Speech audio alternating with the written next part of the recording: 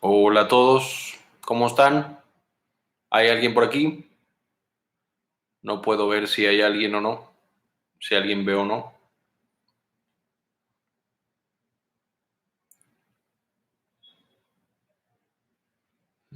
Ok, vamos a esperar un poco a que descubra si hay likes. 3, muy bien. Hola Jacqueline, ¿cómo estás? Hola a todos, no sé cuántos son, pero bienvenidos. Bienvenidos una vez más. Qué bueno que pudieron venir el día de hoy, que van a ver esta transmisión en vivo. Hola Jack Valenzuela y Sandra Gómez, ¿cómo están? Vamos a dar unos minutos más para ya empezar. Como seguramente sabrán, el día de hoy vamos a hablar acerca de opciones, además de la especialidad que pueden estudiar los médicos. Y también, como varias personas me han estado preguntando, voy a hablar muy poquito, realmente no tengo demasiada experiencia y no conozco el campo laboral en otras carreras del área de la salud, pero pues también voy a tratar de hablar un poquito acerca de opciones que podemos hacer. Hola Jefferson, hola a Sandra, ya te había saludado, ¿cómo estás? Jordi Alexander. Odontología en Guatemala. Hola Jordi, ¿cómo estás? Muchas gracias Jordi. Pues ojalá te sirva también lo que platiquemos hoy. Neonatología, bueno, neonatología es una especialidad de medicina, de hecho es una sub de pediatría. Entonces no vamos a hablar hoy demasiado de especialidades, solo vamos a tocar brevemente. Y de eso platicamos. Sandra, hola, puedes mandarme un correo si quieres, Sandra. Mi correo de todos modos está abajo en la descripción del video, no sé si ustedes lo ven. Un abrazo, Sebastián Ramírez y Ari Levi. Les voy a escribir mi correo. Esto va a tener varios propósitos, pero se pueden contactar conmigo por aquí.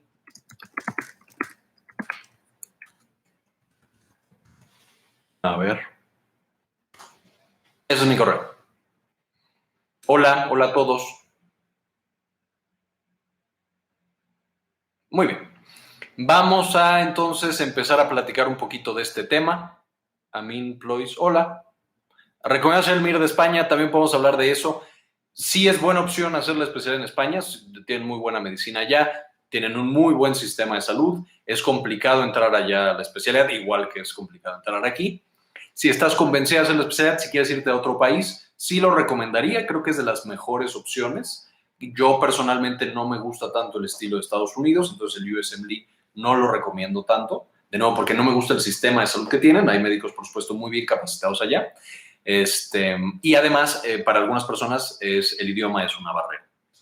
Entonces bueno, vamos a empezar la transmisión, ya somos casi 40 personas, vamos a hablar de esto. Primero, algunos puntos importantes.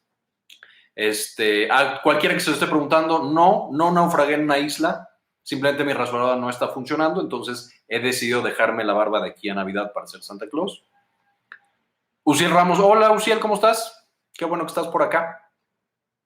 Entonces, yo les prometo, uno de estos videos próximos ya estaré rasurado, pero pasará un poco de tiempo, solo por si tenían el pendiente. Como pequeñas aclaraciones o puntos, esta transmisión en vivo va a durar más o menos de 8 de la noche a 9 de la noche. No me puedo quedar mucho más tiempo porque tengo una importante cita para ver Avengers Infinity Wars. Entonces, tengo que correr una vez que acabe aquí. Si ya vieron la película, por favor, no me digan los spoilers. Si quieren ponerme su opinión, pónganla. Entonces, de nuevo, va a durar más o menos como hasta las 9:15, sin ningún problema. Un poquito después se me complica quedarme. Y el tema de hoy, tengo también anotado qué es lo que quiero estar platicando y vamos a empezar. Voy a tener que pintarme para Navidad, es verdad. O no necesariamente, ¿qué tal que me salen muchas canas de aquí a Navidad? Ok, el día de hoy entonces vamos a hablar de la especialidad médica. Antes de hablar de la especialidad, solamente quiero recordarles, para los que les interese, para los que no, pues pueden ignorar esto que voy a decir. Por si a alguien le interesa, estamos ahorita dando 2 cursos. Uno es un curso en línea de manejo médico del dolor. Voy a dejar también el enlace en la descripción del video. Y estamos dando también un curso presencial de dolor. Ese todavía no, pero vamos a empezar el 18 de mayo en el Instituto Nacional de Neurociencias o en el Instituto Nacional de Neurología y Neurocirugía Manuel Velasco. Ese ahí. Ese es presencial, tiene el aval del Instituto de Neuro. El que es en línea tiene más bien el aval de la AMET, la asociación con la que hemos estado trabajando de dolor. Entonces, si les interesa, pueden contactarme a través del mail que les dejé en la parte en la que escribimos comentarios, que es mi mail. Y aparte también pueden hacerlo a través del enlace que dejo en la descripción. Eso, de nuevo, por si a alguien le interesan los cursos y no se había enterado, ahora lo sabe. Ya que platicamos de los cursos, quiero hablar un poquito de la especialidad médica. Para muchos es sabido, ya sea médicos y gente fuera del área médica, que la especialidad es una de las partes esenciales que existe en la medicina actual. Casi siempre a mí me llama mucho la atención cuando estaba en la carrera, estaba estudiando medicina y la gente me preguntaba, bueno, ¿y qué quieres ser después? Y me llama mucho la atención porque eso presupone la noción de que un médico tiene que estudiar más adelante algo más, lo cual no es cierto, ahorita vamos a platicar. Pero incluso si tuvieras que estudiar algo más, eso dentro de la cultura médica, dentro de la cultura de ciertos países, por lo menos aquí en México, yo lo noto mucho, seguramente en América Latina compartirán el sentimiento, de que si no tienes una especialidad médica, realmente no vales tanto como médico. O sea, no eres un médico tan bien preparado. Y eso es simplemente falso también. De hecho, por lo menos aquí en México, y seguramente luego en muchos otros lugares del mundo, la especialidad médica ahorita está pasando por una crisis.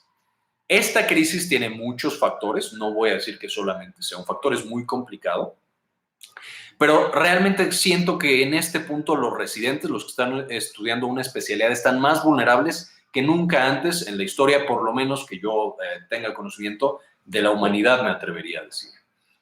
¿Qué es lo que está llevando a esta crisis? Tú entras a la carrera de medicina y de nuevo casi todo te está empujando a que estudies una especialidad. Todos te preguntan qué especialidad quieres ser, ya pensaste qué especialidad vas a hacer, en qué hospital de especialidades quieres trabajar. Entonces, desde el principio la cultura te va empujando a que estudies una especialidad. Esto no quiere decir que los especialistas no hagan falta o no tengan una labor tremendamente relevante en cualquier país. Sin embargo, no es lo único que puede hacer un médico, pero la cultura de nuevo nos empuja solamente a ver la especialidad.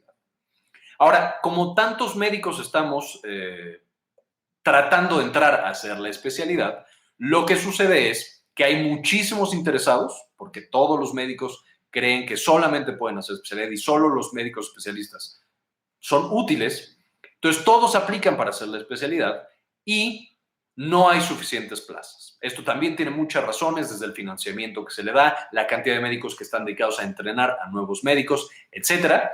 Y eso genera, por supuesto, que entonces hagas lo que sea por entrar a la especialidad. Yo personalmente nunca he hecho el examen del ENARM, pero he tenido amigos que han estudiado así como locos, que han pasado hasta las 4 de la mañana tratando de solo inscribirse al examen, ni siquiera aplicar el examen.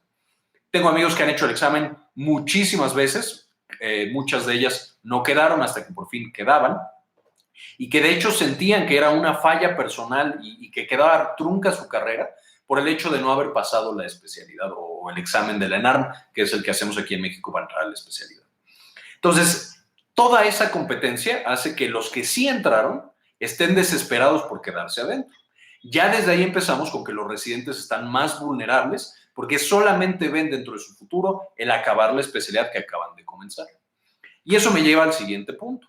Para el sistema de salud en general y para algunos médicos adscritos, no todos, ni siquiera diría que la mayoría, pero sí hay algunos, se aprovechan de esta situación. Entonces, aprovechan la situación para abusar de muchas maneras de los médicos que están en formación.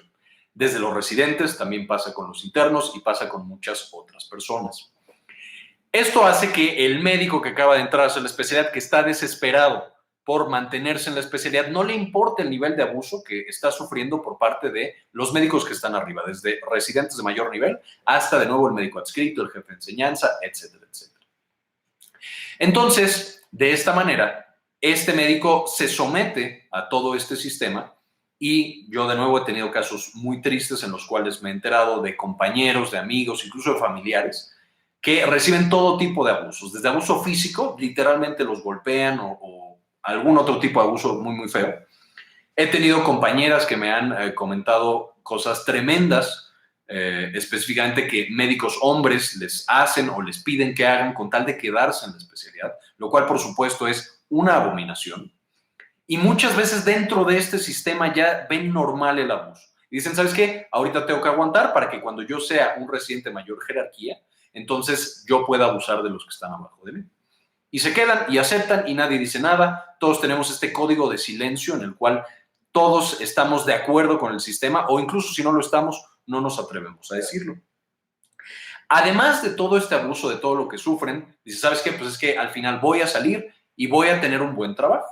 Y a pesar de que es cierto, muchos especialistas tienen trabajos buenos, hay otros que ya están tan saturados, algunas de las especialidades, especialmente hospitales públicos, etcétera, que les cuesta trabajo conseguir trabajo una vez que salen de la especialidad. De nuevo, no es el caso de todos, pero no es como que te estén asegurando la vida para toda la eternidad si es que aguantas los 6 años de abuso, los 4 años de abuso o el abuso. Entonces, muchas veces salen de la especialidad y se llevan la...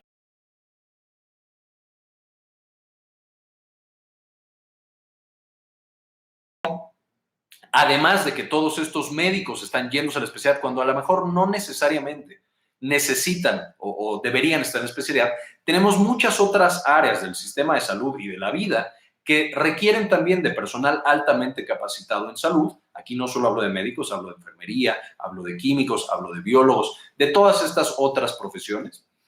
Hay mucha necesidad y no la estamos sabiendo cumplir. Ahorita voy a hablar de algunos ejemplos, pero el hecho de que todos los médicos quieran dedicarse a ver pacientes y a ser especialistas, muchas veces de nuevo deja desprotegidas estas otras áreas importantes que nosotros necesitaríamos estar cumpliendo para hacer este sistema de salud mucho más eficiente. Y también he tenido compañeros, específicamente siempre me acuerdo mucho de dos amigos míos de la carrera, los gemelos Albores, que si alguna vez ven este video les mando muchos saludos y un abrazo. Ellos desde el principio decían, ¿sabes qué? A mí no me gusta ver pacientes. Digo, no es que odie a los pacientes, no es que los trate mal, pero cuando estoy con los pacientes no siento esa satisfacción que siento cuando estoy dibujando. Ellos eran extremadamente talentosos dibujando. Me acuerdo mucho de las clases de anatomía, o sea, hacían unos modelos anatómicos bellísimos, bellísimos, bellísimos. Ellos podrían haber ilustrado todo un libro de anatomía con una precisión y con una... Eran brillantes. Y yo siempre les decía, ¿por qué sigues en medicina si eres tan bueno dibujando y te gusta tanto dibujar? Y me dieron varias razones y creo que se quedaron en medicina. Seguramente ya les gusta más la medicina, o de hecho les perdí un poco el rastro, no sé qué pasó con ellos. Pero, de nuevo, ellos pudieron haber sido tan felices, o por lo menos en ese momento era mi percepción, haciendo otra cosa.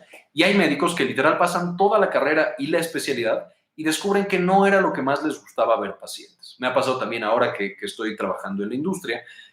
Hay muchos médicos en la industria que de repente me dicen, ¿sabes qué? Me encantaba la farmacología, ver cómo funciona el fármaco, dónde interactuaba, qué es lo que hacía, toda la parte científica, pero no me gustaba tanto estar con el paciente porque no tenía insumos o porque el paciente a veces no seguía las indicaciones, se seguía complicando o por una infinidad de razones que sería demasiado largo abreviar todo aquí. Entonces, este último punto es, no para todos es la especialidad. Y no el hecho de que hayas entrado a medicina significa que uno, necesitas hacer una especialidad o dos, necesitas ver pacientes toda la vida. No es cierto y puedes tener un impacto muy grande en la salud de las personas sin estar viendo pacientes toda la vida.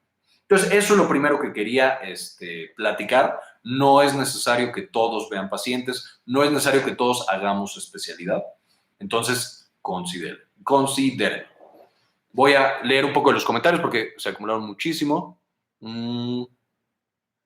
Te denigran muy fuerte, es verdad, Karen, sí, te denigran mucho, abusan mucho y muchas veces ni siquiera sabemos cuál es el mecanismo para nosotros defendernos o acusar a los que nos están denigrando o los que están abusando de nosotros. Que espero también poder hacer un video más adelante de cómo protegernos.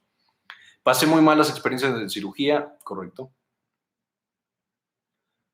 De acuerdo completamente, Eduardo. Es completamente cierto. Y a veces incluso por ese nivel de abuso y ese nivel de crueldad que experimentas con otros médicos que hasta te impresiona. O sea, a mí personalmente no he trabajado de nuevo como especialista, pero las historias que me han contado muchos amigos muy cercanos, de veras dices, no puede ser, es que esto es increíble. Ahorita a lo mejor cuento alguna.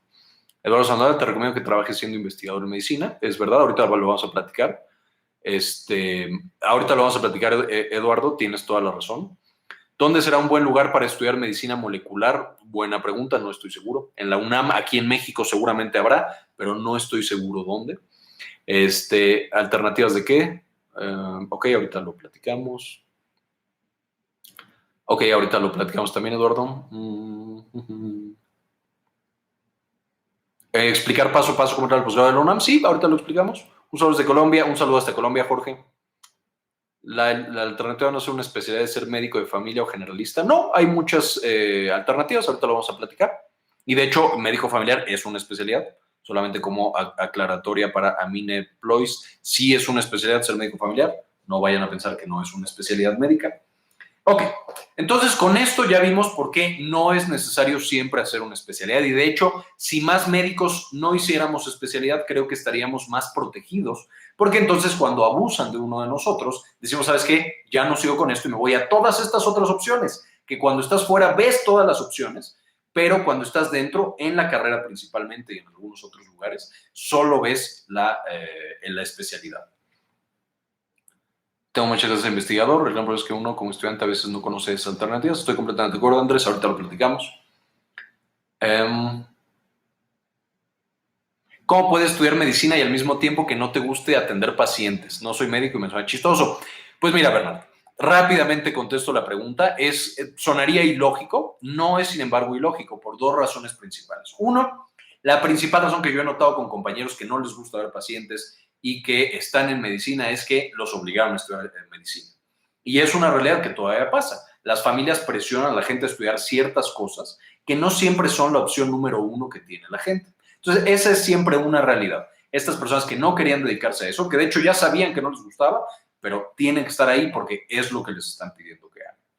La segunda, hay muchas personas que empezaron a estudiar, por ejemplo, biología, química, enfermería, etcétera. Les gusta lo que están viendo, pero quieren verlo de una manera diferente, más enfocado en la parte médica, algunas cosas con más profundidad o algunas cosas con menos profundidad, y entonces deciden migrar de la parte biológica, por ejemplo, a la parte médica. Y encuentran lo que estaban buscando, si encuentran más especialización en ciertas cosas o ver otras cosas menos especializadas, les gusta mucho, pero no les gusta tanto la interacción con los pacientes.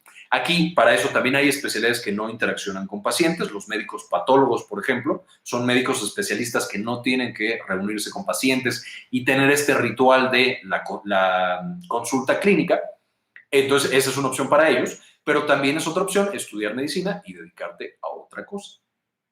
Ahora, ¿cuándo cambiar de la medicina clínica a alguna otra cosa? Aprovecho para felicitarte, en serio, tu material me motiva como no tienes idea. Muchas gracias, Andrés, un abrazo, Andrés, no me acuerdo de dónde nos estás saludando, pero muchísimas gracias, muchas gracias. En Colombia hay muchas universidades que cuando se termina la carrera entran el título con especialidad. En el caso de mi universidad salimos con título de médico familiar, correcto, eso está interesante. Ok, entonces, ¿cuándo vamos a cambiar de medicina a alguna otra cosa? Primero, en cualquier punto podemos cambiar. A veces sentimos que cuando estamos ya muy avanzados, ya no podemos cambiar porque llevo 30, 40, 50 años en la medicina o ya casi acabo la carrera, ya ya tengo que seguir en esto. Esto no es cierto. Nosotros podemos cambiar en cualquier momento que sintamos que es apropiado. No debe haber específicamente un trigger que diga, sabes que no aguanto más, dejo para siempre la medicina. De hecho, cuando no te sientes cómodo, y esta es una sugerencia para cualquier carrera, cualquier especialidad o cualquier cosa que hagan, si realmente no te sientes cómodo, por más que le hayas invertido, déjalo. O sea, no le estés metiendo más de tu tiempo bueno al tiempo malo que ya has tenido.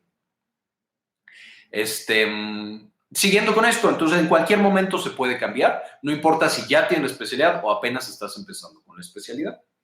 Ahora, ¿cuáles son las ventajas y las desventajas de salir del área clínica de la medicina? Algunas son bastante obvias. Por supuesto, si ya no estás en la parte clínica, ya no estás viendo pacientes.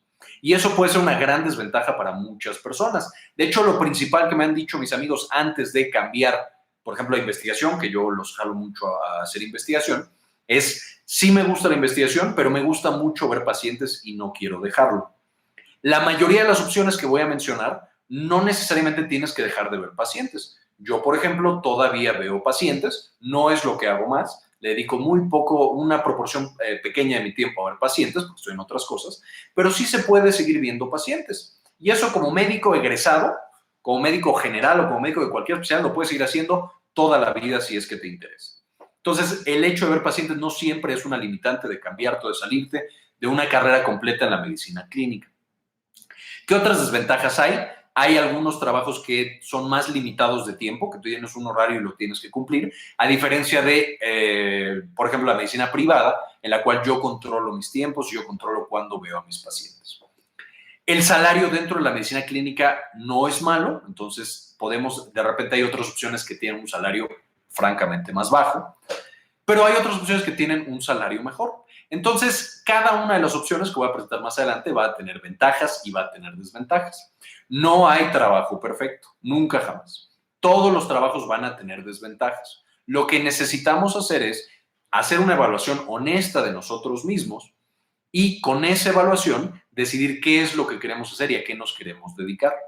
Y dejar de lado un poco, siempre considerarlo, pero dejar un poco de lado el dinero y las demás cosas. Porque siempre lo más importante, pienso yo, va a ser la satisfacción que te da lo que tú estás haciendo en ese momento. Algunos comentarios más. Buenas, ¿cómo estás, César Céspedes? Igual, querida, ¿cómo estás? Arriba, guerrero.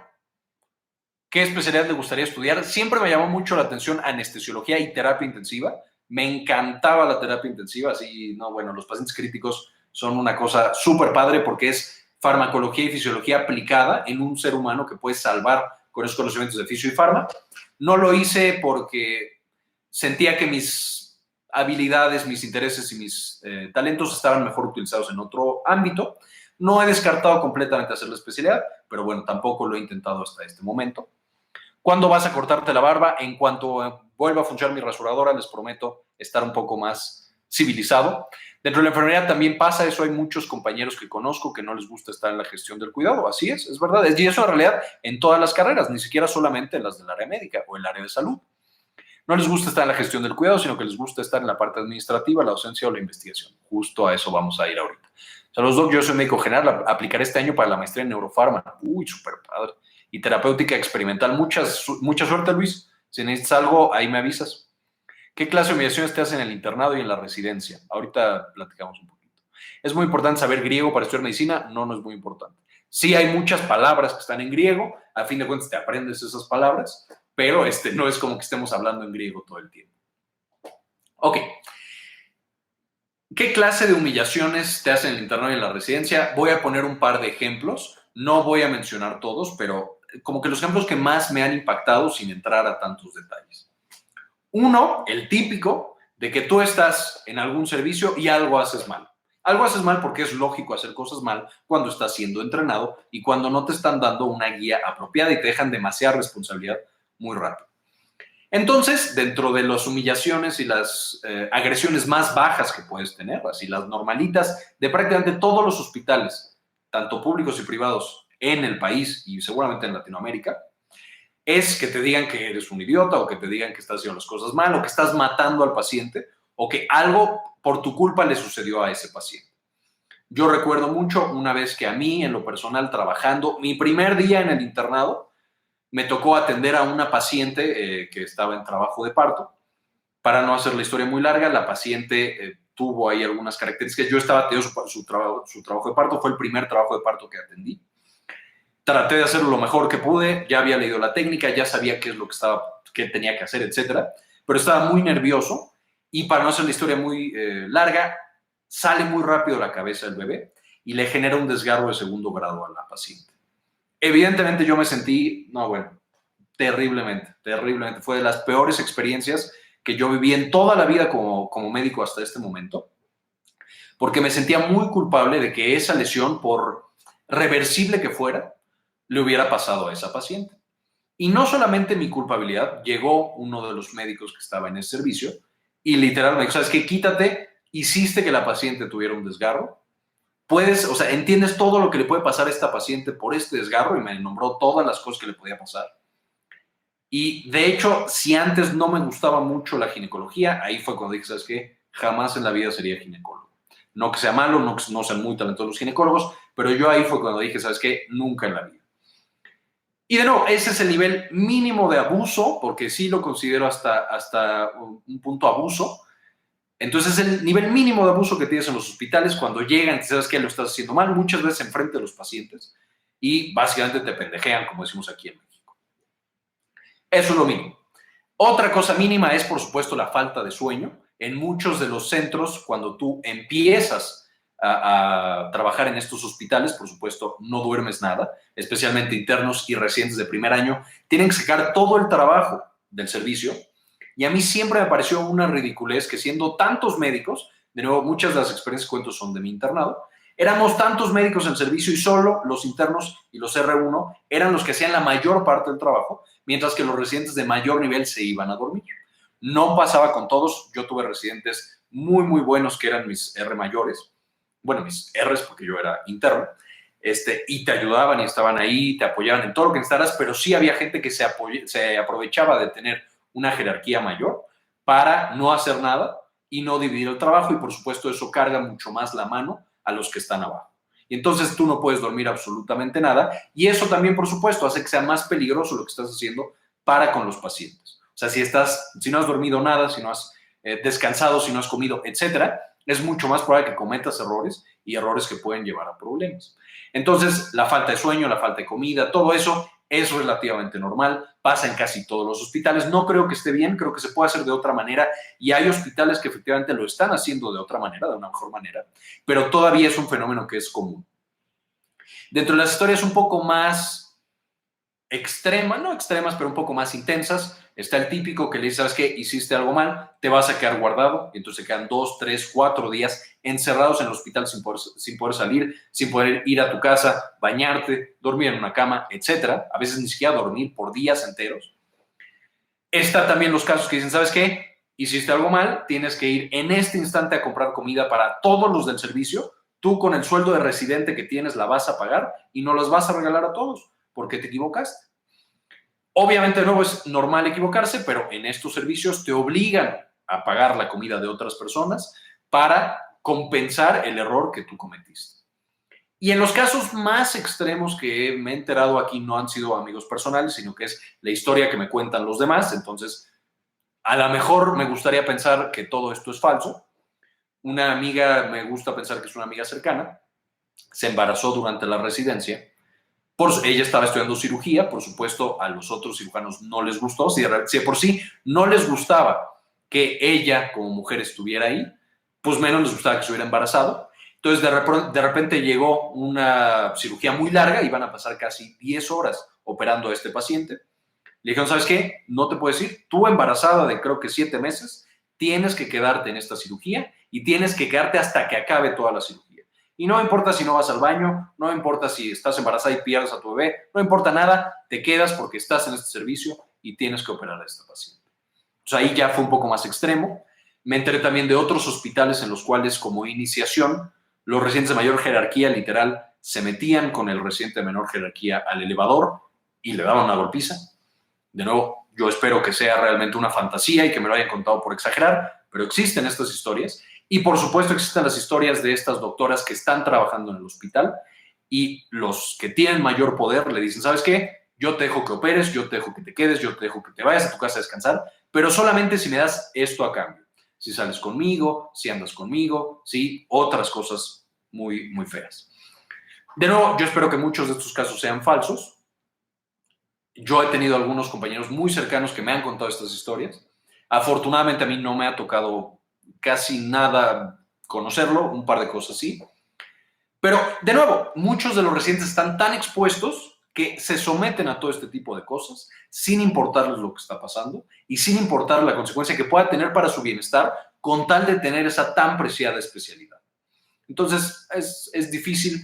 Yo también espero poder llegar a impactar un poquito y poder mejorar las condiciones en las cuales se estudia la especialidad en este país y en todos los países si es posible, pero hay otras opciones. Eso es también importante. No solo necesitan estudiar la especialidad. ¿De qué origen tiene el apellido Sotomayor? Sotomayor es un oscuro secreto, pero el apellido Sotomayor es un apellido gallego. Entonces siempre se burlan de mí por eso. No se burlen de mí. Doc, eso lo sufren todos los internos, pero de esas experiencias se aprende. Personalmente no pasé fatal, pero eso me incentivó a ser mejor médico.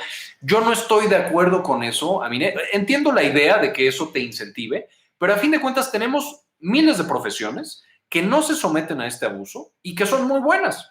O sea, tú puedes tener un arquitecto que está súper bien entrenado, que es súper amable, que es muy bueno con sus clientes y no tuviste que ni acosarlo, ni hacerlo pasar hambrunas, ni hacerlo pasar no dormir, etcétera, y son muy buenos. ¿Por qué pensamos que en el caso de la medicina es diferente? Que tenemos que sufrir para ser buenos médicos.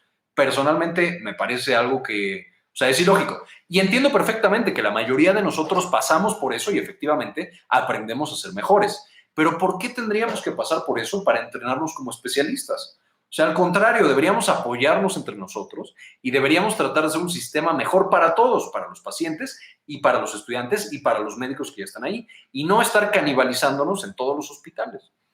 ¿Qué tratamientos nuevos y novedades podría dar a un paciente con granulomatosis de Wegener? Si quieren, mándame mail y luego lo platicamos. Lo escucho y me cuesta creerlo. A mí también luego me cuesta creerlo. ¿Qué opina del internado en hospitales privados? Creo que el internado en hospitales privado o público, luego puedo hacer un video completo de eso. Yo creo que hay hospitales privados que son muy buenos y que aprendes mucho y que haces muchos procedimientos, y creo que hay hospitales públicos en los cuales no te dejan hacer demasiadas cosas.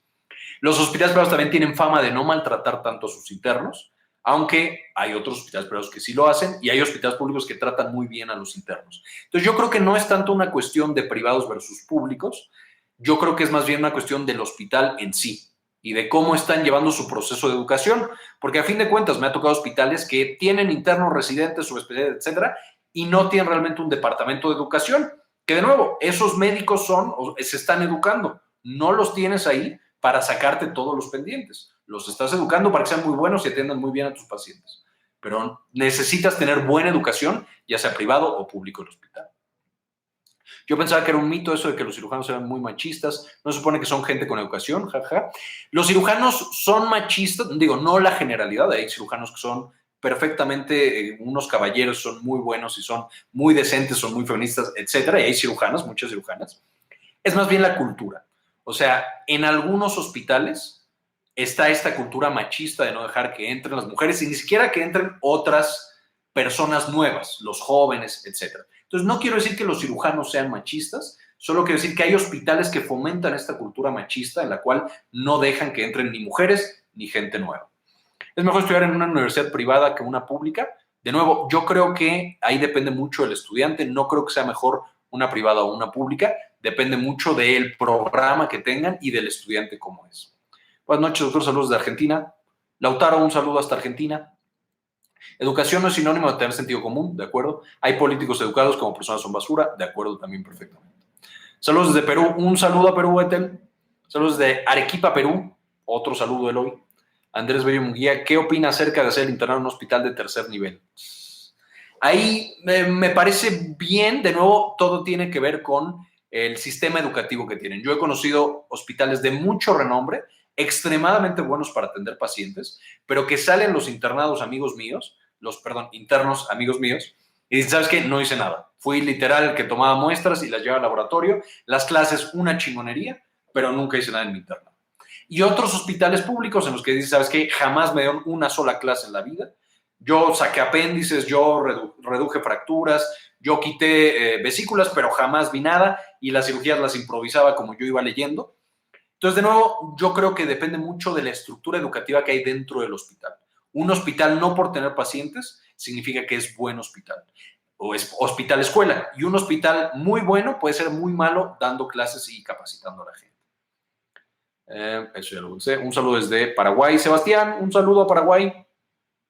Doc, creo que el problema está en que la mayoría de los adjuntos o resis mayores olvidan que ellos también han sido estudiantes, nadie nace aprendiendo, de acuerdo completamente, y hay personas que, o sea, son crueles por naturaleza y el sistema no los detiene y los deja que hagan de todo. Saludos de República Dominicana. Jason, un saludo. Hola, ¿qué pensás de la especialidad psiquiatría? Soy estudiante y me interesa bastante. Muy interesante psiquiatría. Yo cuando entré a la carrera quería ser psiquiatra, ya después me fui desviando, pero es muy interesante psiquiatría. Ok, voy a pasar ahora a qué otras opciones tenemos si no queremos hacer una especialidad. La primera, voy a hablar de las que yo conozco y ya después voy a hablar de algunas que no conozco tanto, pero que tengo amigos o que están metidos en eso. Víctor Hugo Vera. Hola, Víctor Hugo. ¿Has conocido doctores con complejo de House? Sí, en todos los hospitales hay por lo menos 4. Ok, ¿qué otras cosas se pueden hacer? Primero, investigación. ¿Qué es la investigación? Es un médico que sale de la carrera y decide, ¿sabes qué? No quiero estar viendo pacientes o quiero verlos a un lado, no quiero... Osi Ronzón, hola Osi, ¿cómo estás? No quiero dedicarme exclusivamente a ver pacientes, entonces lo que yo quiero hacer es descubrir cosas nuevas y tener un impacto de esa manera. Por supuesto, todo lo que diga de investigación está completamente sesgado porque yo hice investigación, me encanta la investigación y así me fascina la investigación. Y cada que conozco a una persona, a un doctor, enfermero, lo que sea, les digo que hagan investigación. A mí me gusta mucho investigación porque dentro de mi cabeza dije, ¿sabes qué? Yo puedo ver 1000 pacientes en la vida, pero si descubro un fármaco, puedo tener un impacto en cientos o miles de pacientes. Entonces, esa cosa científica, eso de descubrir y decir, a ver, si esto trabaja así, entonces si yo le doy una proteína que sea así, voy a generar que ahora trabaje de esta otra manera, entonces lo protejo de esta enfermedad o de esta otra enfermedad y puedo tener un impacto inmenso. Eso siempre me llamó mucho la atención, siempre me encantó. Entonces, la investigación me encanta. Ojalá todos hiciéramos investigación, además de ver pacientes o en vez de ver pacientes. ¿Qué se hace para ser investigador? No necesitas tener ningún tipo de especialidad o de doctorado o de maestría o de nada para hacer investigación. Sí hay algunas cosas que tienes que ir aprendiendo, como la medicina, hay técnicas, hay herramientas, hay etcétera, desde estadística hasta diseño metodológico. No es complicado, igual que cualquier otra especialidad, conforme lo vas haciendo, te vas volviendo mejor. Y hay muchos médicos que estudian especialidad y subespecialidad y se dedican a hacer investigación sin tener de nuevo ningún otro estudio. ¿Qué otra cosa puedes hacer? Puedes entrar directamente a hacer una maestría o hacer un doctorado de investigación, ya sea clínica o investigación básica. La investigación clínica consiste justamente en, ya que estamos con pacientes, vamos a ver qué le hacemos para que mejore su calidad de vida o disminuya la enfermedad o le vaya mejor. La investigación básica es un paso antes. Trabajas con ratas, con cultivos celulares, modelos matemáticos o modelos computacionales y con base en ellos diseñas cosas que más adelante vas a pasar al mundo clínico o van a pasar a algún otro lado para ser desarrolladas. Entonces, de nuevo, puedes hacer maestría o puedes hacer doctorado. En México no tenemos tantos programas, pero cada vez afortunadamente se abren más. Por supuesto, la UNAM tiene tanto maestrías de ciencias médicas para hacer investigación en pacientes, como también tiene maestrías en investigación básica, desde neurociencias, inmunología, etc. Y, por supuesto, después puedes aspirar a hacer un doctorado. ¿Cuál es la diferencia entre una maestría y un doctorado? En términos generales, cada programa es diferente, pero una maestría tú la estudias, vas, tomas clases, al final haces una breve tesis, que es como un resumen, y te gradúas de la maestría, dura 2 años. El doctorado, en teoría, dura 4 años y tú tienes que salir del doctorado generando nuevo conocimiento. O sea, no solamente vas y tomas clases, sino que tienes que decir, ¿sabes qué? Después de todo este doctorado, hemos descubierto que tal cosa. Y creas una tesis y por lo menos el doctorado en el que yo me encuentro, tienes que salir ya con publicaciones en revistas internacionales. Entonces, eso es específicamente el doctorado. Aunque, de nuevo, no se necesita ni de maestría ni de doctorado para hacer investigación. Cualquiera lo puede hacer, solamente necesitan aprender ciertas herramientas que sí son importantes. Más allá de esto, no solo los médicos hacen investigación. En muchos países es extremadamente común que tanto dentistas, tanto enfermeras y, por supuesto, biólogos y químicos hagan mucha investigación. Y muchos hospitales, de nuevo, en otros lugares que no son México, en México apenas estamos empezando con eso. Hay muchos biólogos, químicos, enfermeras y doctores contratados para hacer investigación dentro del hospital como si fueran, o más bien como parte del personal del hospital. Entonces, esa es la realidad con la investigación. ¿Se puede vivir de la investigación? Sí, no es algo rápido, no ganas tan rápido como si estudias una especialidad, al final empiezas ganando menos, con el paso de los años ganas exactamente lo mismo, incluso puedes llegar a ganar más. O sea, hay investigadores que ganan muy bien y que tienen la vida asegurada solo por hacer investigación. El segundo problema, igual que pasa en un hospital muchas veces público, que no tienen los recursos, que tú sabes qué le tienes que hacer al paciente, pero no tienes el medicamento o el estudio o el recurso. También hay muchos centros, especialmente públicos de investigación, que no tienen los recursos, que tienen que estarle pidiendo dinero al CONACYT aquí en México y que no les dan dinero y entonces no les alcanza para hacer investigación y tienen que hacer investigación de mucho menor nivel porque no tienen el recurso económico. ¿Cuál es uno de los talentos que los investigadores necesitamos y muy pocos tienen? Yo no lo tengo todavía. La capacidad de encontrar dinero. Lo más importante en este momento en la investigación, más allá de tener una buena idea, es de dónde vas a sacar el dinero para generar la investigación y demostrar lo que estás tratando de decir. Yo creo que es el principal talento que le hace falta a los investigadores en este momento. ¿Puedo hacer investigación sin haber estado en un club en la universidad? No estoy seguro que es un club, pero sí, o sea, cualquiera puede hacer investigación, no importa que hayas estudiado o dónde estés. Doc, eres un grande. Esteban, un saludo, muchas gracias. La opción de medicina en trabajo es buena opción, más con las empresas que están creciendo en México, son desde Veracruz. Es correcto, Marco, es una buena especialidad que no tenemos muchas veces mapeada, pero es buena especialidad. ¿Los programas de estudio que ofrecen se pueden cancelar y ver en línea o hay que estar solo en México? No entiendo bien tu pregunta, los programas de estudio que ofrece quién. Elkin, saludos desde Bogotá. Un saludo, Elkin. Saludos desde Cuernavaca, Morelos. Un saludo, Mel Quesada. Gracias por el comentario de los videos. Sí, doctor, ¿cree que la edad es un factor importante a tomar para la realización de una maestría de doctorado? Personalmente no. Yo tengo compañeros del doctorado que empezaron grandes. También tengo compañeros que estaban haciendo el internado a los 50 años. Y yo decía, santo Dios, ¿cómo es que aguantas? ¿Qué energía tienes y qué decisión? Pero yo creo que no es una limitante ni para la especialidad. Bueno, no estoy seguro si hay limitante legal para estudiar una especialidad. Creo que ya no. Antes era 35 años. Y de la misma manera, en términos generales, no hay limitantes para la edad. Yo creo que cualquier edad lo puedes estudiar.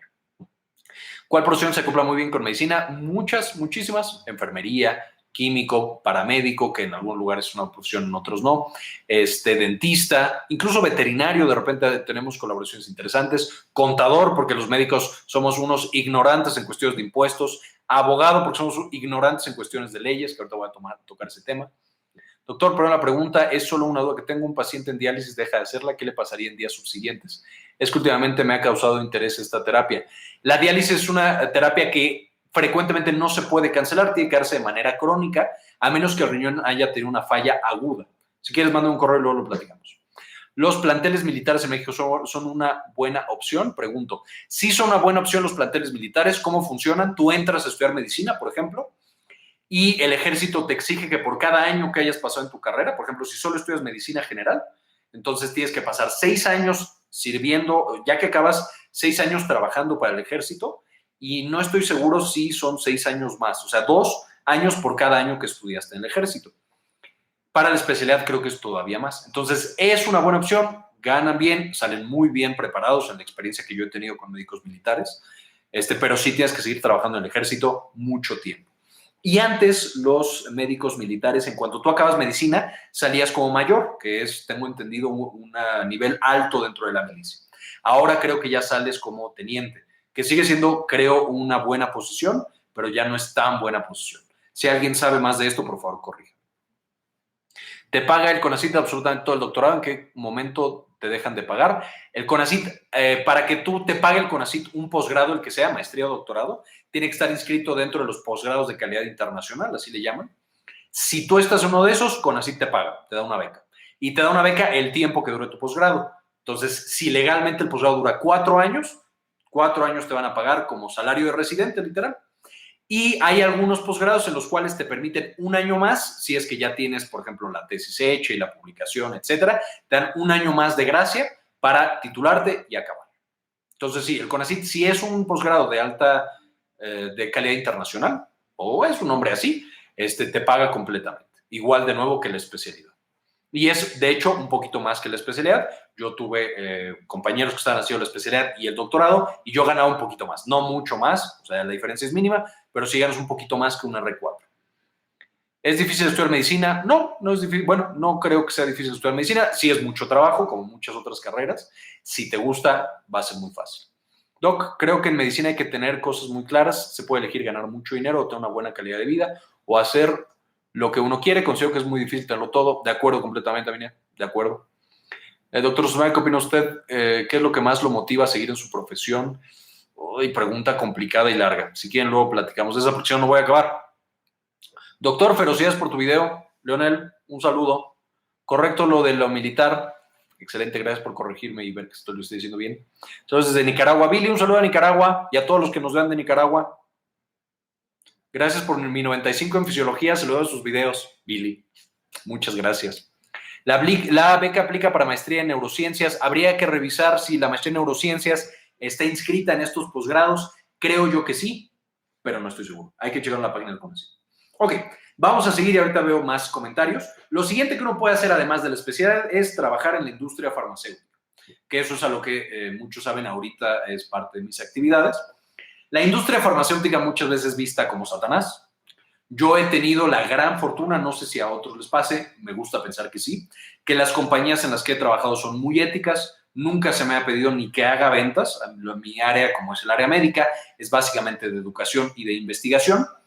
Y la verdad es muy interesante ver este otro aspecto. Sí, por supuesto, ves el área comercial, ves la manera en la que la industria está tratando de que se vendan los medicamentos, pero el área médica está un poco protegida. Y me tocó en uno de los viajes que tuve la oportunidad de hacer con la compañía, fui a conocer al director médico así de la compañía y él decía, pues yo le pregunté, ¿usted cómo entró en la industria? Él es un médico allá en Suiza, él era de Suiza, o bueno, él es de Suiza. Él estudió medicina interna y reumatología y después ahí fue buscando y entra en la industria. Y cuando entra en la industria dijo, voy a estar un tiempo y luego me salgo. Y la razón que él me daba para quedarse fue que de repente un día dijo, ¿sabes qué? Tal doctor de tal país, porque en Europa es mucho más cercano todo, fue a un país, conoció a un mega experto en reumatología que estaba en un mega hospital y él decía, es que si nosotros le hiciéramos esto a los pacientes, mejorarían mucho. Y el doctor dijo, ¿sabes qué? Yo tengo mucho dinero porque la industria tiene dinero para invertir en investigación, te financió ese proyecto porque es muy importante y es muy interesante saber. Y entonces él estaba fascinado con ese poder que le daba la industria de poder desarrollar ideas, proyectos, ciencia en algunos lugares que antes no se podían.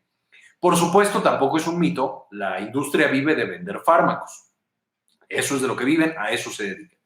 Sin embargo, yo creo que hay diferentes compañías y hay compañías que tienen un acercamiento diferente al proceso de vender fármacos. Hay compañías que son mucho más transaccionales, ¿sabes qué? Tú dame tanto y entonces yo te doy tanto.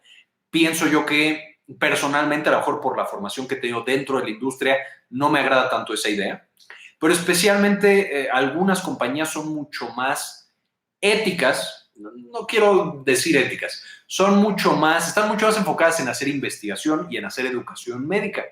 De nuevo, no significa que no estén aquí para vender, no están aquí ni para regalar cosas, ni están aquí para hacer caridad, son una empresa, hacen caridad en otros sentidos. Pero hay muchas empresas que han tratado de decir, ¿sabes qué? Estamos generando ingresos con esto, vamos a mejorar la manera en la que se atienden los pacientes y vamos a generar nuevos conocimientos. Eso es lo que a mí personalmente me ha gustado de la industria desde mi punto de vista y en la experiencia no tan grande, solo he estado un rato, pero esa es la experiencia que yo he tenido dentro de la industria. Ahora, ¿cuáles son las ventajas y las desventajas de la industria? Primero, la industria ganas bien, o sea, tienes buenos ingresos casi desde que comienzas, especialmente por lo que he podido percibir en el área médica. Creo que algunas otras áreas, específicamente ventas, les va bien también, pero no les va tan bien como el área médica. Tienes muchas facilidades, te da mucha seguridad trabajar en el área de la industria y tienes muchos viajes. A mí personalmente no me agradan tanto los viajes, son muy cansados, pero con la industria he podido conocer muchísimas partes del mundo. O sea, simplemente en el poco tiempo que llevo he estado en 2 continentes diferentes, he conocido muchos países y dentro de México he conocido a muchísimos lugares dentro del país. Otra cosa muy interesante de la industria es que tú puedes conocer a médicos increíbles. O sea, hay algunos médicos que yo he tenido la oportunidad de conocer en diferentes hospitales, en diferentes medios, que verdaderamente quedo impactado de lo buenos que son, lo brillantes, lo geniales, lo humanos. Justamente el otro día estaba platicando con un médico brillante, muy reconocido, y él tenía esta idea, él no tuvo hijos con su pareja, y decidieron adoptar a un pequeñín. Y además de que lo adoptaron, él me contaba, es que cada año a mis residentes, como son mis residentes, prácticamente los adopto. Los educo, los llevo aquí, los llevo allá, los llevo a comidas, se quedan en mi casa. Yo decía, no puede ser. Muchos de sus residentes son de otros países, precisamente de Nicaragua, de Ecuador, de Bolivia. Y dice, yo siempre los recibo porque sé que cuando llegan aquí están completamente solos, entonces no solo los educo, sino que también los protejo. Dije, no manches, o sea, ¿qué tipo de persona hace ese tipo de cosas? Y entonces cuando llegó el momento de tratar de trabajar con ese médico, dije, ¿sabes qué? Lo que me pidas lo voy a dar porque es verdaderamente una persona que merece la pena que se le invierta.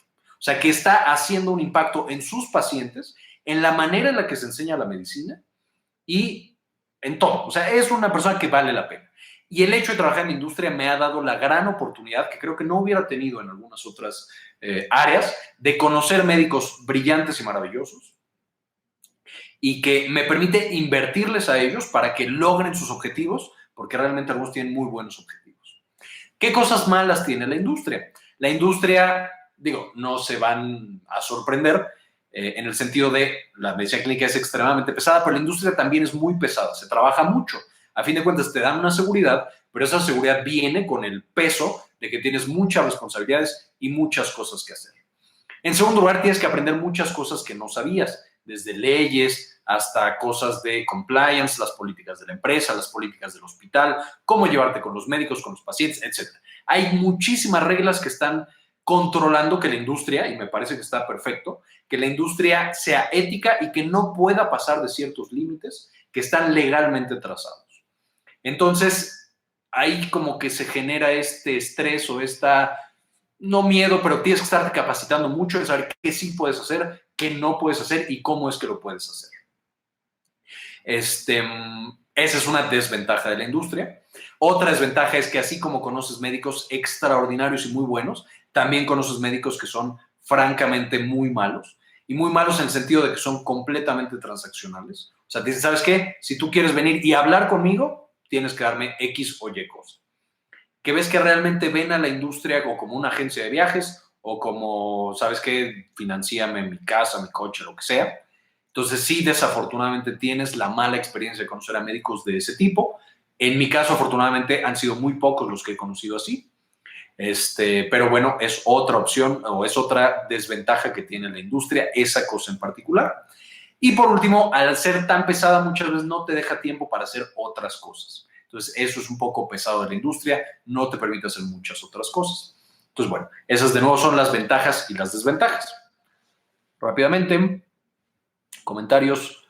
¿Cuáles son las opciones alternativas a una especialidad? Solo hemos hablado de investigación y la industria farmacéutica, ahorita menciono las otras. Saludos, Doc. ¿Qué opina de la violencia e injusticia contra los médicos? Ya lo estoy mencionando, Luis, es terrible. Si quieres, luego ves esa parte del video, pero es una abominación. Puro billete, jajaja. Sí hay billete, pero no es puro billete, en mi opinión. ¿Dónde puedo publicar mi artículo? Puede ser en cualquier revista simplona. Depende qué artículo sea, Bernardo, pero en términos generales sí. Más adscritos así, de acuerdo completamente. Ruth Edith Reitor, ¿cómo se encuentra el desarrollo de la farmacogenética en México? Santa madre de Dios, la farmacogenética en México no es un campo que esté muy familiarizado, ahí te quedo mal. ¿Qué tan importantes son el promedio como constancia de congresos y en caso de tener una constancia de docencia en un departamento de la facultad, por ejemplo, una plaza de internado? No sé en qué facultad estés, sí son importantes, pero ahí depende mucho de la universidad. ¿Qué piensas de la docencia universitaria? Es lo siguiente que voy a platicar. Hay dos caras de la moneda, ¿de acuerdo? Hola, Juan Berra, ¿dónde te gustaría hacer tu internado? Yo soy QFB, mi experiencia como farmacéutico ha sido en formular los vehículos para los principios activos de un medicamento, muy interesante. ¿Cómo empiezas a hacer investigación? ¿A qué institución educativa te acercas? Soy médico pasante. Puedes hacerlo en tu propia institución educativa, no hay ningún problema, si quieren luego platicamos bien. ¿Qué también pagan la UNAM como docente? Es cierto que es simbólico. Ok, lo siguiente que vamos a hablar es la docencia universitaria. Como también saben, una de las cosas que hago ahorita es docencia universitaria y he tenido la gran fortuna por, desde mis maestros hasta compañeros, que he dado clases en muchas universidades. A veces como adscrito, a veces como adjunto, a veces como invitado. ¿Cuáles son las universidades en las que he tenido la gran oportunidad de dar clases? Yo empecé dando clases en la UAM, después de dar clases en la UAM, di clases en la UP, di clases en La Salle, de hecho ahorita estoy dando clases en La Salle, di clases o estoy dando todavía clases en la UNAM, he dado clases en el West Hill y en la Anáhuac. De nuevo, en diferentes niveles, en algunos daba más, en otros daba menos. La docencia universitaria es maravillosa, es bellísima, es muy padre estar con tus alumnos y ver que les estás transmitiendo no solo conocimiento médico, en casi todas las que mencioné de medicina hubo algunas oportunidades para dar a rehabilitación, a fisioterapia y a psicología, muy interesante, pero ahorita enfocándome primero en los médicos, que fue donde he dado más. Es muy padre ver cómo te conectas con los alumnos, les enseñas, y no solamente les enseñas de medicina o de fisiología o lo que sea, sino que siento y me gusta pensar que también los formas un poquito. El hecho de decirles que siempre lo más importante es primero cómo se siente el paciente, preguntarle su nombre, cómo está, tú presentarte con tu paciente. Me parece y me gusta pensar que los alumnos sí lo aprenden, sí internalizan todo ese conocimiento y cuando salen con sus pacientes, eso es lo que hacen. Entonces, eso es padrísimo. Dos, a mí me gusta mucho explicar, por eso tengo un canal de YouTube para explicar cosas. Entonces, a mí me ha encantado dar clases. ¿Cuál ha sido mi experiencia con dar clases? ¿Cuáles son las ventajas y las desventajas? Las ventajas es que eres bastante libre porque llegas, das la clase y se acabó. De repente tienes exámenes o trabajos que calificar, pero no es tan pesado como para llevarte trabajo a la casa, a diferencia de otras áreas de la medicina. Además de que conforme va pasando el tiempo se va haciendo más sencillo. No es lo mismo cuando preparas la clase por primera vez a cuando ya llevas 3 años dando la clase. Entonces es un trabajo que se va haciendo más sencillo y más sencillo conforme pasa el tiempo. Puede llegar a ser, yo diría que monótono, ¿no? Pero un poco repetitivo, porque a fin de cuentas, pues siempre estás dando los mismos temas si sigues de profesor en ese mismo lugar, aunque siempre cada grupo tiene retos diferentes. ¿Cuáles son las desventajas? En mi experiencia hasta ahora, no es un trabajo bien pagado en ninguna universidad, ni privadas ni públicas. Sé que con el paso de los años va mejorando el salario mientras tienes más horas y tienes más antigüedad, pero por lo menos a la entrada no ganas bien. Ganas muy poquito y no alcanza realmente para que sea el único trabajo.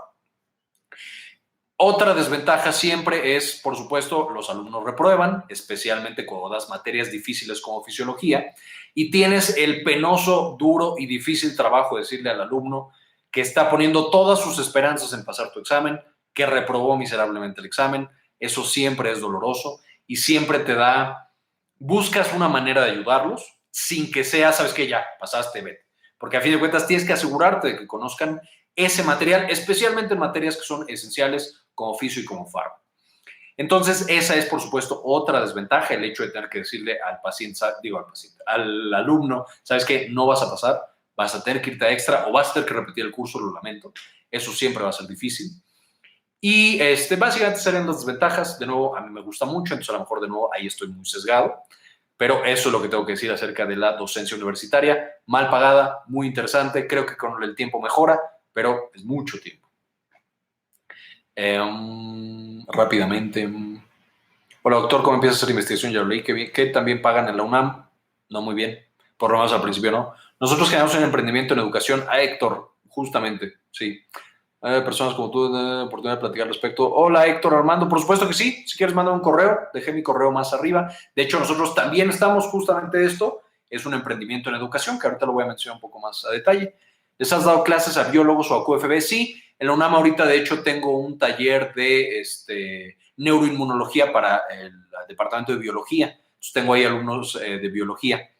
¿Has tenido problemas con ellos por ser de diferente profesión? Sí cuesta trabajo, porque a fin de cuentas ya estoy muy acostumbrado a darle clases a médicos, pero te vas adaptando y vas entendiendo con el paso del tiempo que ya saben que viene dentro de su currícula y que no saben, entonces empiezas como a paliar ese tipo de cosas. Entonces sí es un poco más difícil porque no estás acostumbrado, pero ya después es muy tranquilo. ¿Cómo estudiar fisiología? Viendo los videos, Jean-Pierre. ¿Qué tan difícil es dar clases a otras carreras? Es complicado. Fíjense que me ha tocado dar clases a psicología, a biología y me ha tocado dar, de hecho ahorita todavía soy profesor en ciencias forenses. Cuando llegué a ciencias forenses dije, santo Dios, ¿aquí qué ven? Muy interesante porque, por supuesto, en medicina jamás en la vida me metí a leyes ni a ciencias forenses y te hacen preguntas muy interesantes porque vienen de un conocimiento diferente y te obliga a estudiar y a aprender. Entonces, siempre yo sí sugeriría dar clases a otro tipo de profesiones que no son la tuya. ¿Qué piensas sobre la nueva forma de dar medicina en universidades donde enseñan a trabajar de forma interdisciplinaria? Creo que es bueno. Ok, la modular. Luego platicamos de eso. Creo que tiene ventajas y desventajas. Para poder dar clases en alguna universidad necesitas tener un diplomado en docencia. Depende de la universidad. Hay universidades que te piden directamente tener un doctorado o una maestría. Hay otras universidades que no te piden nada y puedes entrar así nomás. Saludos desde UAC Torreón. Cristian, un saludo a la UAC Torreón. ¿Qué piensa del sistema de salud de cada país? Santa madre de Dios. Una pregunta muy complicada. Luego hablamos de sistemas de salud. Aquí en la caja de comentarios. Aquí en la caja de comentarios. ¿Qué onda, Héctor? Aquí en la caja de comentarios, ¿qué? ¿Te pongo el correo? A ver, lo pongo otra vez.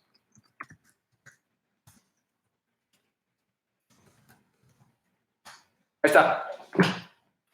Ok, esos son los temas que más conozco. ¿Qué otras cosas podemos hacer? Me voy más rápido con estas porque de nuevo no las conozco tanto. Me puse a investigar un poquito, pero no es a lo que me dedico. Entonces, primero hay la opción de epidemiología y salud pública. La epidemiología y la salud pública son cosas muy importantes. Justo platicando con un amigo muy cercano que estudió salud pública, el doctor Andrés Castañeda, que le mando un abrazo. Él estudió una rama de salud pública, me enteré que hay ramas en salud pública, digo, es lógico, pero como que nunca me había metido a entender cómo funciona. Y es, por supuesto, esencial. Desde las políticas públicas, él específicamente lo que quiere es cambiar el sistema de salud y cambiar la manera en la que los pacientes se tratan a través del sistema de salud, de las leyes, de las políticas, de todo esto. Y por supuesto, eso también es una manera de tener un impacto inmenso. Además de eso, este cuate que estudió salud pública realmente encontró trabajo muy rápido, un buen trabajo y está bastante estable. Entonces hay mucha demanda por estas otras profesiones. Epidemiología es exactamente lo mismo. Cada hospital necesita epidemiólogos, pero muchas veces no logran tener a todos los epidemiólogos necesarios justamente porque no hay suficientes epidemiólogos. Entonces, el hecho de que tú registres qué está pasando en un hospital o en el sistema de salud o en un estado te permite de manera muy importante controlar la política que se está generando ahí y mejorar la atención a los pacientes. Tanto en salud pública como en epidemiología, es una de esas áreas en las cuales tus acciones como persona única puede cambiar la manera en la que cientos o miles de personas son tratadas y en la que cientos o miles de médicos tratan a sus pacientes. ¿Cuál es el problema? Muchas veces los epidemiólogos o las personas que están en salud pública no son médicos. Y eso está bien, necesitamos que otras personas también lo hagan.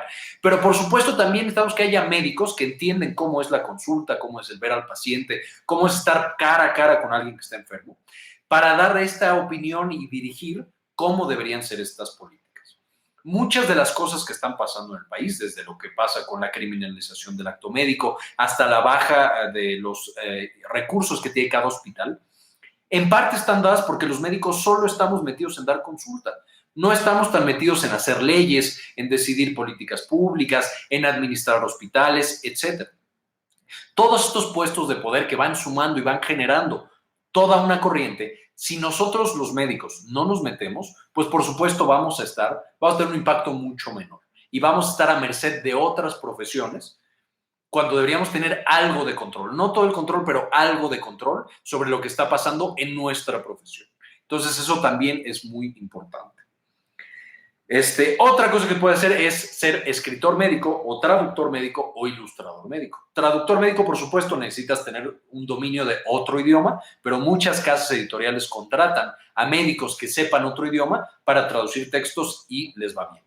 No necesariamente puedes vivir de eso, pero rápidamente consigues trabajo y rápidamente puedes hacer muchas cosas. Lo mismo para los escritores médicos. Entonces, los escritores médicos, las grandes compañías farmacéuticas, las editoriales, incluso algunos hospitales, los pueden contratar para específicamente hacer textos en medicina. Y de nuevo, esto puede tener un gran impacto acerca de lo que hacen otros médicos. Y del otro lado, los ilustradores médicos, ellos podríamos pensar que solo hacen ilustraciones bonitas, pero a fin de cuentas tienen el trabajo esencial de que lo complicado lo hacen sencillo y lo hacen atractivo.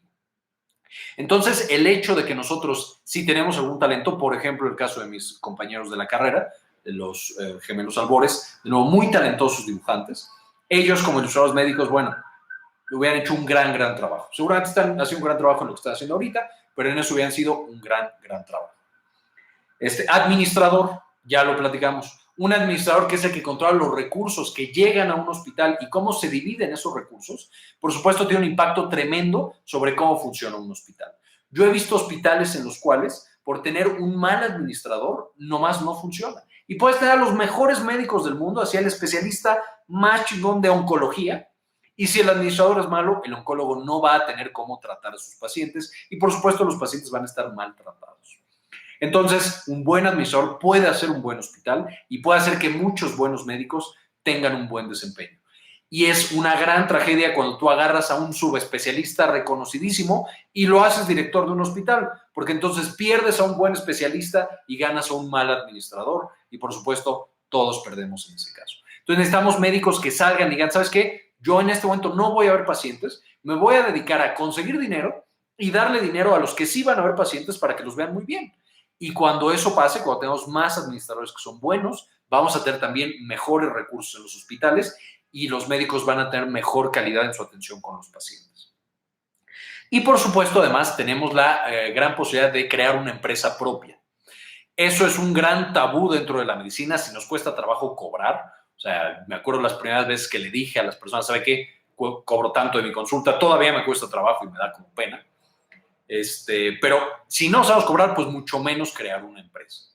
Y he visto casos de personas que realmente generan un cambio muy positivo por crear este tipo de empresas. Puedes crear una empresa médica, o sea, directamente tú te reúnes con colegas con los que te llevas muy bien, que uno es pediatra, ginecólogo, etcétera, y creas un pequeño centro de, no sé, atención prenatal. Y con eso creas una pequeña empresa y mejoras la manera en la que en ese lugar se da la atención médica.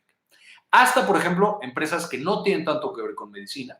Por ejemplo, tienes muchos amigos ortopedistas, entonces decides abrir tu propia distribuidora de clavos y tornillos, todo lo que son los ortopedistas, y te va bien y los provees todo lo que ellos necesitan. Hasta un compañero o un conocido de la carrera que abrió su empresa de contabilidad.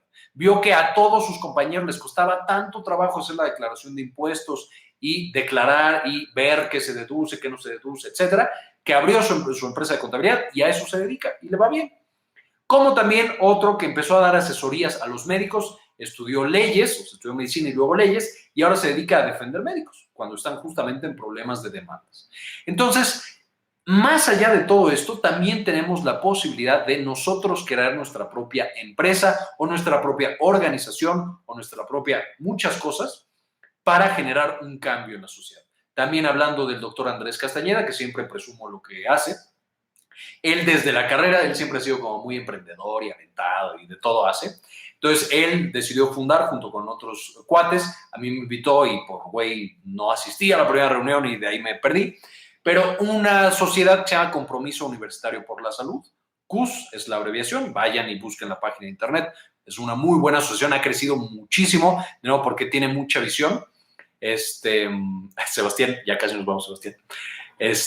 Pero entonces esta gente emprendedora de repente le va muy bien y puede crear. ECUS es una ONG, una organización no gubernamental, y ellos se dedican esencialmente a juntar dinero, porque tienen gente muy buena para juntar dinero, y de ahí se van a cualquier pueblo, a Oaxaca, a Guerrero, a Morelos, al Estado de México, a San Luis Potosí, creo que han ido, y dan consulta gratis, dan educación gratis, y empezó de solamente ser Andrés y otros 3, 4 cuates, allá tener dentistas, psiquiatras, psicólogos, trabajadores sociales, de todo tienen y van y hacen un trabajo brillante y ayudan a muchísima gente. Y esto lo hizo antes siquiera de salir de la carrera de medicina.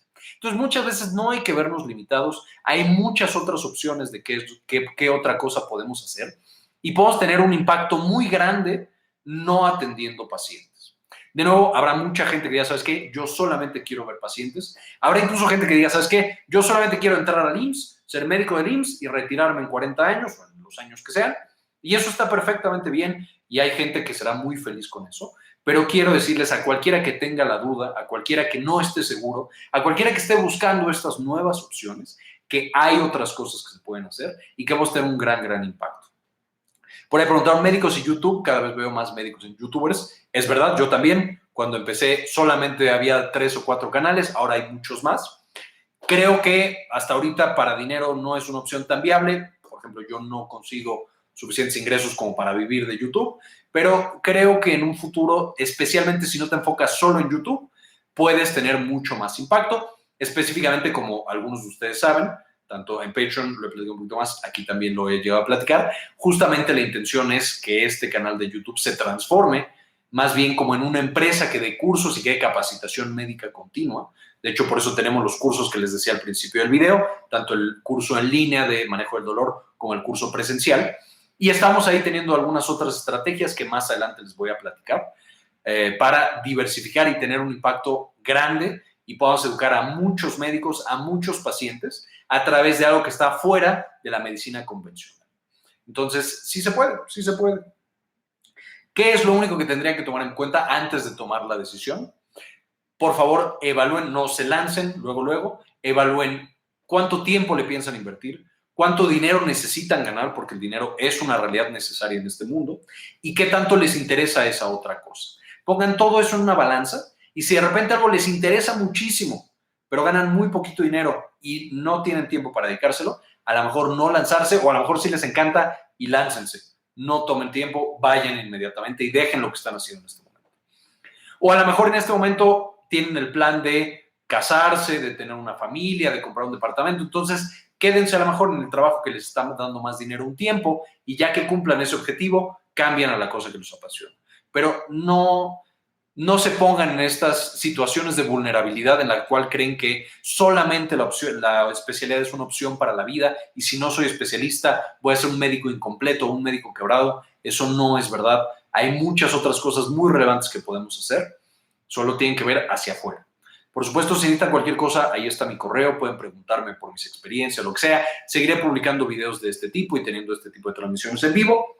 Y también, último detalle, no es necesario hacer especialidad o estas cosas. Puedes hacer ambas. Muchos médicos en la industria son especialistas. Hay médicos que acaban su especialidad y estudian un MBA y se meten de administradores y administran su hospital porque eso les gusta. Hay médicos que estudiaron su especialidad y son ilustradores médicos o tienen su empresa, etc. Hay muchas opciones. Busquen la opción que más les convenga, que más los haga sentir felices, realizados, etc. Y ese sería mi consejo. Veamos los comentarios.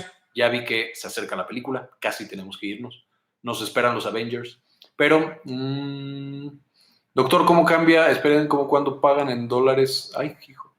¿Consideras que tener diplomado es importante? Soy estudiante y tengo 2 promociones de salud y atención médica prehospitalaria. La atención médica prehospitalaria siempre me ha gustado mucho a mí. Me encanta.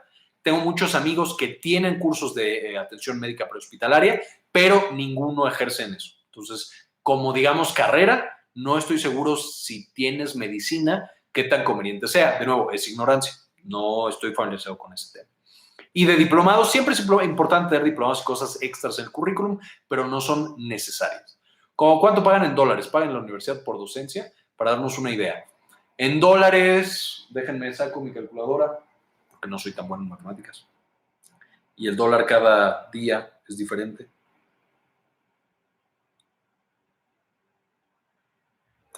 Entonces tenemos que yo gano en la UNAM, no sé si puedo decir cuánto gano en la UNAM, pero entonces lo que voy a hacer es decirlo en dólares. Yo gano $100 al mes en la UNAM. Entonces se ganan como $100 al mes, por lo menos en este momento. Doctor, ¿cómo cambia el desempeño de los alumnos si las universidades son privadas o públicas? ¿Crees que el sistema hace más fácil o difícil la docencia? Por ejemplo, en las universidades públicas hay la gran ventaja de que tienes libertad de cátedra. Yo puedo llegar un día y decir, ¿sabes qué? Hoy vamos a hablar de los pajaritos y no pasa nada. Y usualmente los alumnos no se quejan y los papás tampoco se quejan. Entonces realmente tienes mucha libertad. En un hospital privado, en una universidad privada, como estás dando un servicio, pues sí hay expectativas mucho más serias en cuanto a lo que debes de hacer. No estoy diciendo que en una universidad privada no debas dar muy buenas clases, solo digo que el sistema no te lo exige tanto, te da mucha más libertad. Mientras que de nuevo en una privada, si faltas, si no diste una clase, si te atrasaste, a fin de cuentas la gente está pagando por un servicio y entonces tú tienes que darles ese servicio. Entonces, esa es una de las diferencias. De desempeño no puedo decir que haya una diferencia. Yo tengo alumnos de la UAM que son extremadamente brillantes. De hecho, ahorita, por ejemplo, están estudiando el curso para el ENARM del INP. Creo que les está yendo muy bien. Siempre fueron muy buenos. Se veía que iban a llegar muy lejos. Y de la misma manera he tenido alumnos en la UP, tanto de psicología como de medicina, en La Salle, en la UNAM, tanto biólogos como médicos, que son brillantes, brillantes verdaderamente, y se ve que de nuevo van a ser muy exitosos, como también hay alumnos que son una piltrafa en todos lados y sabes que nomás no la van a lograr. Muchas veces ni siquiera están interesados, que es algo que decía antes. No les interesa, no quieren estar ahí, pero están ahí por alguna otra razón. Entonces yo de nuevo creo que no es tanto la universidad, creo que depende mucho de los alumnos. Y de nuevo, hay universidades que sí tienen mucho más planeada la educación y hay otros que improvisan mucho más. Todavía estoy esperando el video de los ritmos circadianos. El video de los ritmos circadianos, sí voy a subir yo uno, pero tengo uno en TED, no sé si se acuerdan. En TED, si buscas How Your Body Tells Time o algo así, o Knows What Time It Is, ahí pueden ver un video de ritmos circadianos muy sencillo que hice con TED. ¿Cómo está el campo para administración de hospitales? Hay mucha demanda. Todos los hospitales necesitan ser administrados idealmente por médicos, junto con un administrador que sea puramente administrador. Pero entonces sí hace falta muchos administradores, y más allá de los hospitales, tanto la Secretaría de Salud, el sistema público, etcétera, hay mucho que hacer en la administración de hospitales y en administrar recursos para que los médicos especialistas tengan lo que necesitan para hacer. Yo también sigo esperando el video de ciclos circadianos, vayan a TED, y si no, esperen un poquito más. A mí me gustaría estudiar la especialidad de medicina preventiva, muy interesante. Vi que se oferta en Tlalpan y al mismo tiempo puedes estudiar la maestría en salud pública. De hecho, la única especialidad que te permite estudiar al mismo tiempo la maestría. ¿Conoces algún caso así? No, fíjate. Pero suena muy interesante, suena muy interesante. Actualmente estamos acabando el internado y me he dado cuenta de que no me gustaría llevar a cabo una especialidad clínica. No lo hagas. Vamos a buscar otras opciones. Hay otras opciones. Salúdame. Cristian Prox, Tieco Acametitla. ¿Qué onda tú? ¿Cómo estás? Por favor, no pongan salúdame y luego una grosería porque está feo. Me quiero ir a otro país siendo ya médico. ¿Cómo hago para trabajar en ese país que voy a migrar? Tienes que sacar una visa muchas veces de trabajo. Entonces ahí chécalo bien. Ya es 1 hora de transmisión, doctor, hay que ver la peli. De acuerdo, ya casi me voy. Bioanálisis es una especialidad de una carrera, no estoy seguro. Desconozco, perdóname. ¿Por qué todos los médicos youtubers se parecen tanto físicamente? Casualidad o destino. Doctor Vic Encina, doctor Negrete y doctor Sotomayor. Fíjense que no conozco al doctor Negrete y al doctor Encina. Ahorita los busco. Mándenles un saludo al doctor Negrete y al doctor Encina de mi parte. Sus videos explicativos son muy buenos. Anderson, estamos para ti. El caso es ser un médico que dé, por ejemplo, congresos, tenga un canal de YouTube, te da una relevancia especial. Ojalá que sí, ojalá sea cierto y algún día realmente tenga una relevancia especial y pueda dar pláticas. Muchas gracias. Algo así como Leonardo Coscarelli, a él sí lo conozco. Saludos miren, ahí está. No voy a saludar a esa persona que me recomendó Fidel Ochoa. Qué poca Fidel Ochoa. Haga una colaboración con el Doc Vic. Pues le mando mensaje, no lo conozco, pero le mando mensaje. ¿Has pensado atender pacientes online? He atendido pacientes online. Tenía hace un par de años unos pacientes que tenían problemas mentales y les daba yo consulta gratuita en línea. ¿Por qué? Porque no sé cobrar. Pero sí lo he pensado, es interesante. A lo mejor podría explorarlo también. Es buena idea. Muchas gracias, Leonel Pérez, no sé de dónde me suenas. Carmen Cetina, excelente transmisión, doctor, muchas gracias, disfruta su película. Gracias, Karen, bonita noche. Pacientes online, eso no pasa. Pues mira, sí pasa, no todo se puede atender online, por supuesto, pero hay ciertas cosas que yo creo que sí puedes ayudar a un paciente solo estando online. ¿Qué sabes de clínicas de reproducción humana? Es muy complicado poner una consola, hacer la subasta. Las clínicas de reproducción humanas conozco muchas porque justamente Gina rotó en muchas clínicas de reproducción humana. Es mucho dinero, o sea, en el sentido tienes que invertir mucho dinero para poner una. Es mucho equipo, necesitas un biólogo que sea experto en todos los procesos de alta complejidad. Algunas están montadas literal como un negocio, otras son mucho más enfocadas a los pacientes, pero es una opción. Doctor, ¿cómo se va el estrés de la carrera y cuántas horas es recomendable dormir en la época de la facultad? Siempre es recomendable dormir 8 horas, mínimo 6 horas, pero por supuesto la facultad no deja, yo lo entiendo. ¿Cómo superar el estrés de la carrera? Luego, si quieres, platicamos más de eso porque es todo un tema. ¿Piensa de mini conferencias por la República? Sí, estamos por lanzar una nueva conferencia, probablemente en junio, va a ser un solo sábado, pero luego les platico los detalles cuando esté ya más establecida. ¿En algún video podrías hablar acerca del ENARM? Sí, podríamos hablar del ENARM. Nunca lo he hecho, entonces no sé qué tanto le sirva mi información. Podría pedirle a Gina que me cuente, pues ella sí hizo el ENARM y tengo otros amigos que hicieron el ENARM. Entonces podríamos armar un video de eso. Doctor, videos de endocrinología. Casi la mitad de los videos son de endocrinología, Anderson. Tengo ya tiroides, suprarrenal, testículo, ovario, y voy a subir pronto hipófisis, hipotálamo, solamente de interacción. Entonces sí, tengo un chorro, pero los voy a seguir subiendo. José Ronzón, ¿cómo van los envíos de libro Manejo Médico del Dolor? Van en camino, ha sido más lento de lo que esperaba. Ya empezaron a llegar los primeros, pero especialmente los que están lejos. Espérenme tantito, a lo mejor cambiamos de compañía porque sí está tardando mucho. Ya hay un libro que tiene más de 30 días en envío y no ha llegado, pero les checo eso, sí o sí, te checo eso. ¿Podrías saludar a mi mamá? Se llama María Munguía Hernández. ¿Cree que el video es grabado? María, no es grabado. ¿Cómo estás? Mucho gusto, María Munguía Hernández. Y un saludo a Andrés Bello Munguía. Ok, muchas gracias por tus respuestas. Hace falta videos así. Antonio, muchísimas gracias. Abraham, el estimadísimo Abraham Ochoa Aguilar, saludos de parte de Abraham y Ari. Un saludo a Abraham y Ari. Me apunta para ser un paciente online. Rafa, por supuesto que sí. La CDMX es buena opción para buscar empleo como médico recién egresado. La Ciudad de México es buena, tiene mucha oferta de trabajo. No todos los trabajos son buenos, pero sí puedes encontrar trabajo. Miguel Baijén, Akimi. ¿Qué onda, Miguel? Muy bien, pues muchísimas gracias, señor Carranza, también. Un saludo. Muchas gracias a todos. Gracias, espero que les haya gustado la transmisión. Aquí lo dejamos. Nos vemos en la próxima. Ya muy pronto, no sé si mañana o pasado, voy a subir un video de fisiología gástrica. Entonces, espérenlo. Y muchas gracias. Nos vemos en la siguiente. Descansen, vean una película, sean felices y piénsenlo.